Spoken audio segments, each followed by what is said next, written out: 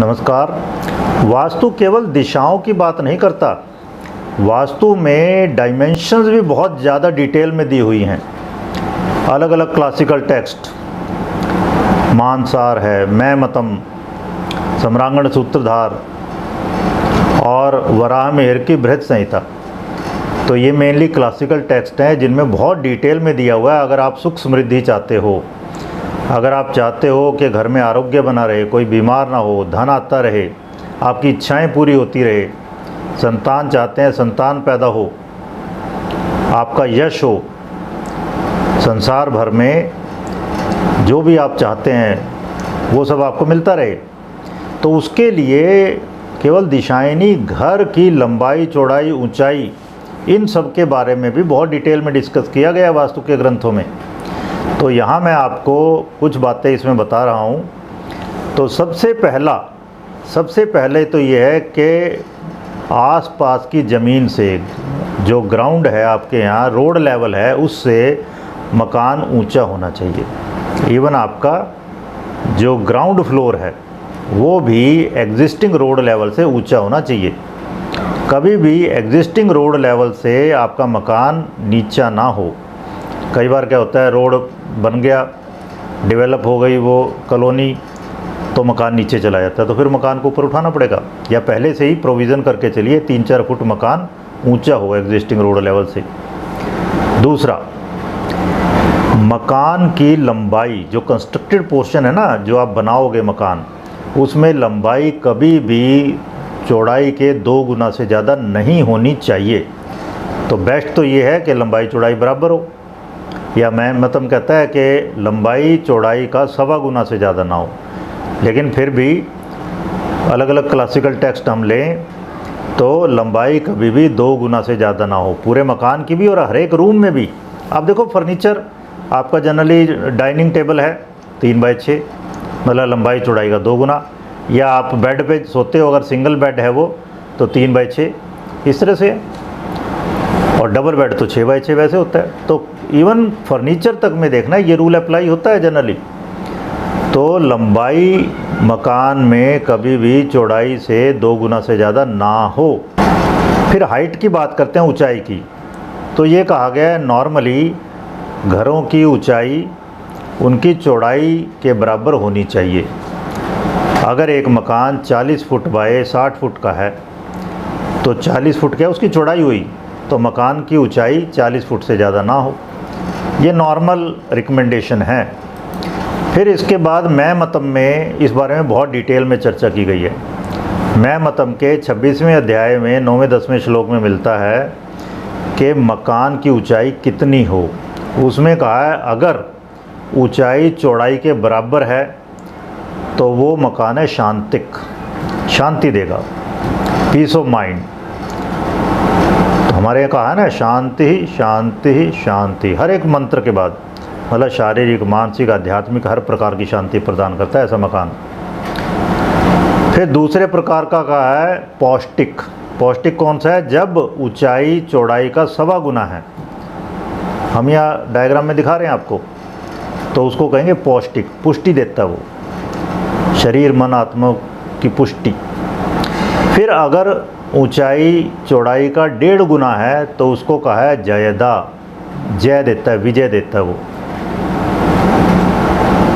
और अगर ऊंचाई चौड़ाई का 1.25 गुना है तो उसको कहा है अद्भुत, अद्भुत, एक्स्ट्रा ऑर्डिनरी टाइप है वो फिर। और अगर चौड़ाई का 2 गुना है ऊंचाई तो उसको कहा है सर्वकामिका, सब प्रकार की कामनाओं की पूर्ति करने वाला। और इससे ज़्यादा की बात नहीं की। मतलब क्या है, ज़्यादा से ज़्यादा ऊंचाई चौड़ाई का 2 गुना। फिर आगे बात करते हैं हम। ये तो थी, पहले तो मैंने आपको बताया लंबाई चौड़ाई का अनुपात 1:2 से ज़्यादा नहीं। और फिर मैंने बताया हाइट क्या है, विड्थ का 2 गुना से ज़्यादा नहीं।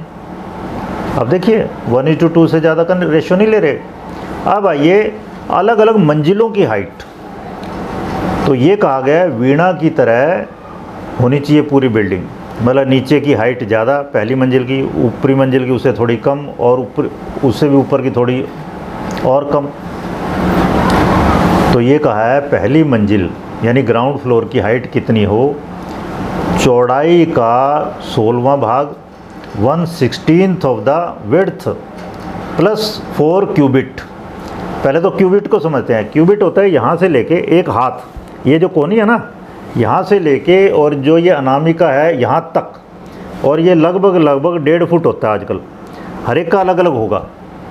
तो इसका मतलब क्या हुआ, अगर आपकी हाइट ज़्यादा है तो ज़्यादा बड़ा, हाथ भी ज़्यादा बड़ा होगा तो हाइट ज़्यादा होनी चाहिए मकान की भी। तो 4 क्यूबिट ऐसे समझो, अगर ये 1.5 फुट का है तो 6 फुट ये हो गया। और अगर आपका मकान उसकी हाइट उसकी विड्थ मान लो 48 फुट है, 48/16 तो 3, ठीक है ना, 3 और 6 9 हो गया। या ये समझो कोई कंस्ट्रक्शन है 20 मीटर बाय 24 मीटर की, तो 24 मीटर तो क्या हो गई उसकी लेंथ हो गई, और 20 मीटर क्या हो गई उसकी विड्थ हो गई। तो 20 को 16 से डिवाइड कर दो, 20/16 तो क्या हो गया 1.25 मीटर, 1.25 मीटर। और 4 क्यूबिट, ये हाथ मेरा तो ये 50 सेंटीमीटर से ज़्यादा है, ओके, तो उसमें 50 को 4 से मल्टीप्लाई कर देंगे तो 2 मीटर ये हो गया। तो 1.25 और 2 मीटर तो कितना हो गया 3.25 मीटर। तो इस तरह से जितना ज़्यादा ऊंचा व्यक्ति है उतना ही फिर ऊंचा घर होना चाहिए, उतनी ऊंची मंजिलें हों, ठीक है। तो पहला तो ये हो गया कि पहली मंजिल की ऊंचाई क्या हो, वो उसकी चौड़ाई के अनुपात में है, ओके, और व्यक्ति के अनुपात में। एंड यूज़र कौन है जो उसमें रहेगा, मैक्सिमम हाइट वाला पर्सन लेना है। फिर आइए उससे जो ऊपर की मंजिल है, मान लो अब दूसरी मंजिल या फर्स्ट फ्लोर जिसे कहते हैं हम टेक्निकल लैंग्वेज में सिविल इंजीनियरिंग में, उसकी हाइट क्या हो, तो उसकी हाइट पहले से कम होनी चाहिए। कितनी कम, पहले जो नीचे थी ना हाइट उसका 1/12 12वां हिस्सा कम हो। मतलब पहली मंजिल की जो हाइट है दूसरी मंजिल की हाइट पहली मंजिल के 12वां हिस्सा कम होनी चाहिए। यहाँ मैं कैलकुलेट करके आपको दिखा रहा हूँ। तो अब मान लीजिए पहली मंजिल की हाइट यहाँ पर 3.05 मीटर है, तो 3.05 को 12 से डिवाइड कर दो, ठीक है, जितना भी आया वो 3.05 में से घटा देंगे तो ये आ जाएगा 2.8 मीटर। और अब तीसरी मंजिल की हाइट निकालनी है तो 2.8/12 इसका 12th पार्ट ले लो, ठीक है ना, और तो 2.8 में से ये लेस करेंगे तो ये आ जाएगा 2.57 मीटर।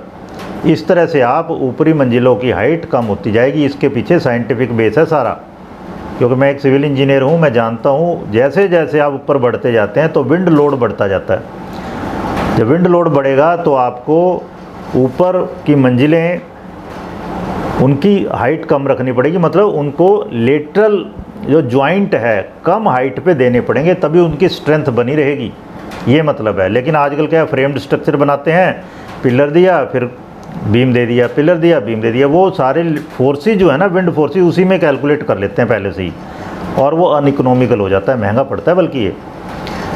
तो खैर अब आइए दीवारों की मोटाई के बारे में बताया गया इन क्लासिकल टेक्स्ट में।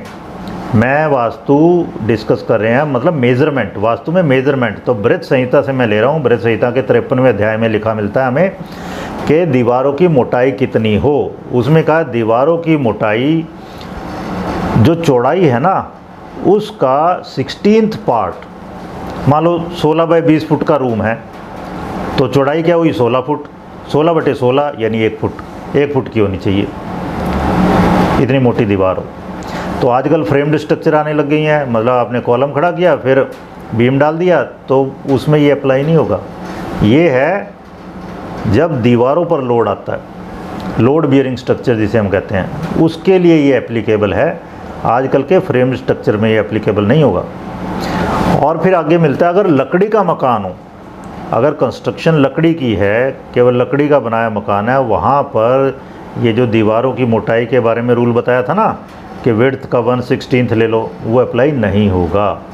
मतलब लकड़ियों की दीवारें हैं, जो लकड़ियों के मकान हैं, तो उसमें कितनी भी मोटाई हो सकती है, बहुत कम भी हो सकती है। इसी तरह स्विस टेंट लगाए जाते हैं, आप किसी रिजॉर्ट में जाकर रुकते हो तो मान लो लकड़ियों की दीवारें बना रखी हैं या स्विस टेंट लगा रखे हैं, तो वहाँ पर दीवारों की मोटाई मैटर नहीं करेगी।